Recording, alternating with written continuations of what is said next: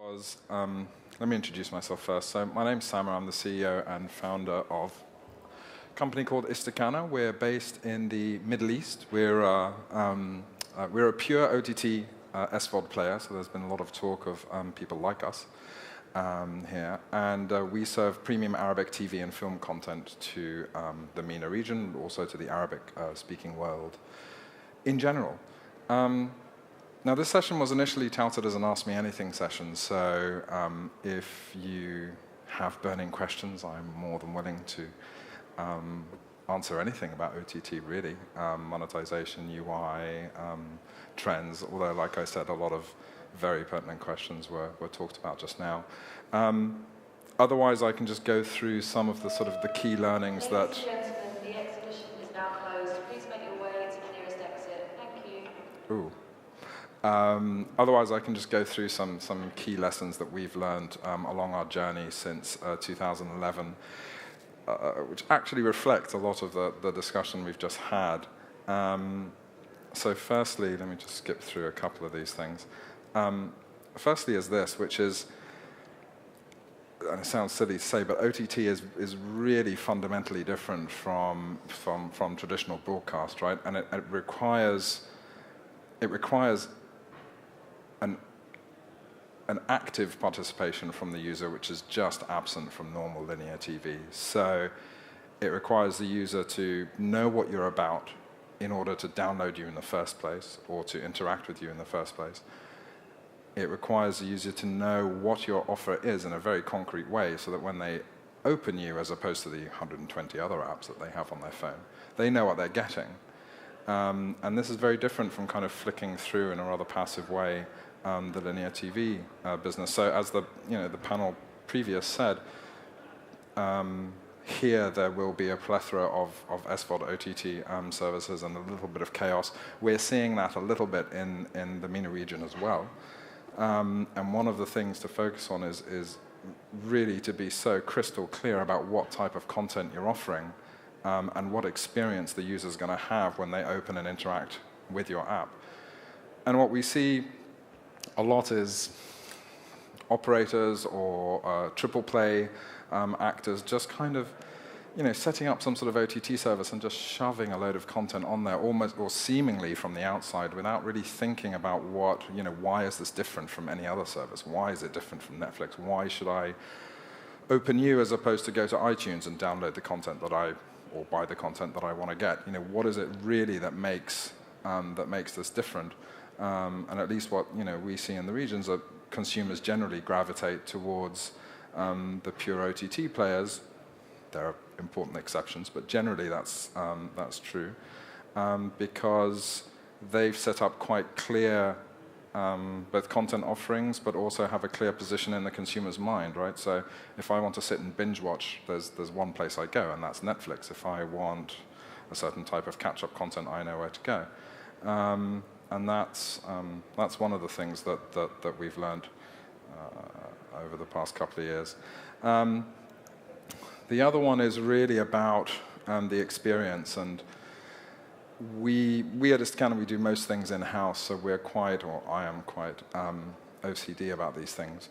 There are a lot of providers, third-party providers of OTT services, and I'm largely talking about the front end here, so what the consumer sees. And it is so crucial that you absolutely control the experience, right? So when a consumer interacts with you, they're interacting obviously with your brand, and if it doesn't go well, then it's on you. But why is this particular piece of content there? Why is that click there? Why is that page there? Why do I have this recommendation? Why am I curating this at the moment? Why am I pushing this at the moment? All of these things need to be thought about quite concretely, and at least what we see, in the region, a lot of the Me Too's just kind of have a laundry list of content, broadly broken out into movies, series, etc. But that's not enough. It needs to go deeper than that. And discovery was talked about. That's a big issue.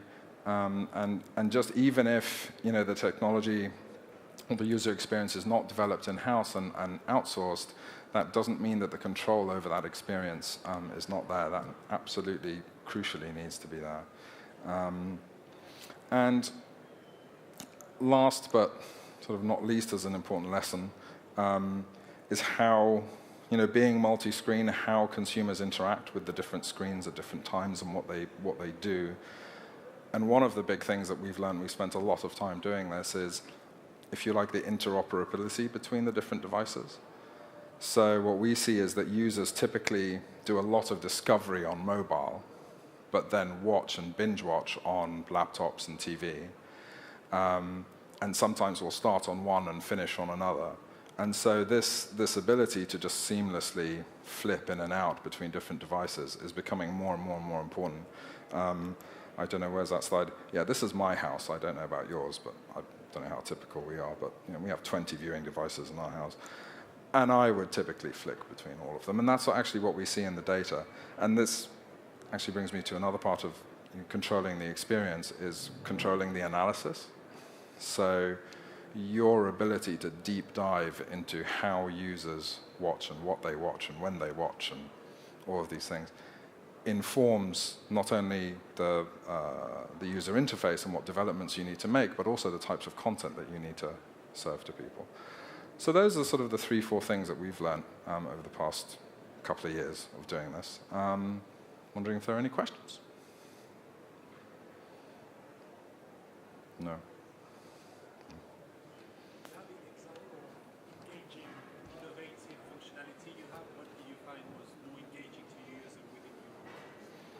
So what was, sorry, say that again? Do you have an example of engaging functionality you found in... An example of engaging functionality. I guess the one that we made, which was a couple of years ago, was to make the cross-device viewing seamless. That was a big deal, at least in our region, in the sense that we were the first ones to be able to start on one and carry on another. In terms of things like recommendations and the social side of things, there's a lot more work to be done there, definitely. But discovery is a big topic, because the more you aggregate, the more you have to recommend. And there's this funny tension between having something on demand and having the power, if you will, to decide what you want to watch and when, but then being cursed by choice. Right, so consumers do get just overwhelmed by too much choice. So there's an interesting balance there to be struck, and I'm not sure that anyone's quite cracked it yet. But we're working on it. Anyone else? No? Question?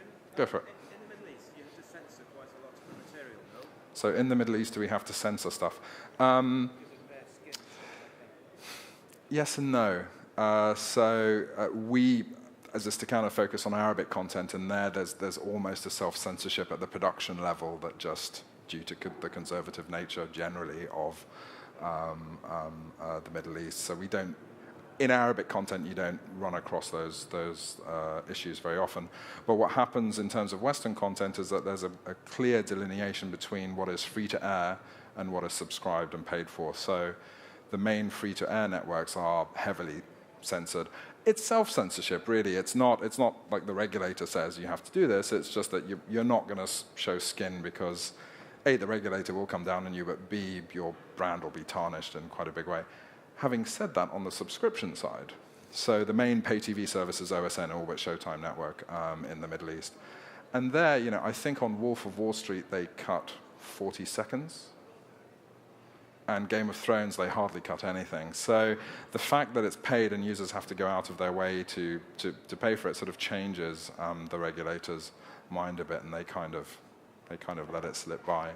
So the interesting thing is on the OTT side, how will regulators and how will consumers react to censorship of Western content? And that's an open question at the moment. So on the Western side, it's only really been maximum a year that services have started to actively offer Western OTT content to the mass market arena. So we will see.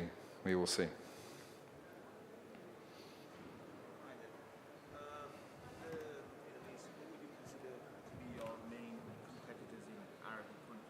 So who? Who? Your main competitors in Arabic content. Okay, so who are our main competitors in Arabic content? In terms of SVOD, we're kind of really the only ones at the moment, which is a nice position to be in. There are catch-up services by the likes of NBC, the Middle East Broadcasting Network, which is the largest free-to-air network in the Middle East. They have a catch-up service very similar to iPlayer and things like that. And in a sense, they're somewhat of a competitor. Not really. Exactly, it's free and it's catch-up. We're not catch-up. We're actually on the library end. There are a couple of new entrants who are who are crossing into the space. There's a startup called Telly, which is initially a US company, and they've moved over, and that's really it. There's another one, IC Flicks. They also dabble, but none of them are purely Arabic, and none of them have the depth and breadth that we do. So a lot of them are focusing on the Western and kind of have Arabic as a tag on. Whereas we kind of focus purely on the Arabic content. So far, so good on that front. Any more? Okay, all right. I've got a few questions. I'll just come up and join. Go for it. Can you give us any ideas of... so you're a pure subscription-based platform? So you don't do any transactional? Or? No transactional. We used to have advertising back in the day. But we switched to subscription because the way that just advertising wasn't there really, and not on the video side. It just wasn't enough. Just wasn't enough to really sustain things. And can you give us any idea of? Are you available across the whole region, or? We're actually available globally for the vast majority of our content. Cool. There's some region restricted, but most of it is available worldwide. Mm-hmm. And I'm not expecting you to tell me how many subscribers you have, but can you give me sort of perhaps, or I assume that the MENA region would be then the biggest area for your audience, or is it the sort of expats around the world? It's actually the region. How would you break that down in terms of, Yeah, it's actually the region where we're focused, although we have a lot of expat traffic from here and from the US. Our largest markets are Saudi, the UAE. Iraq is actually picking up a lot, quite interestingly. But Saudi is generally the market you try and go for. It's the monster in the Middle East. It's the one that takes up 80% of GDP. It's the market you have to crack. When it comes to entertainment, it's quite an interesting one because they are, in a sense, quite starved for various reasons. So you don't have cinemas, they don't have clubs, they don't have various other things. So services like ours and other entertainment services are actually in great demand. And Saudi has quite high ARPU as well, so that makes for quite a funky combination. Okay, cool. Are you worried about Netflix entering your markets? We'd like them to buy us, actually. You'd like to? Okay. Well, I'm not sure if there's anyone here from Netflix today, but yeah, exactly. No, we would actually welcome them, and we know the guys there, so we're in. We talk about these things. Okay, fantastic. Thank you. Okay, well, I think that's it. Thank you for all of you who stayed this long. Ishmael's got another question.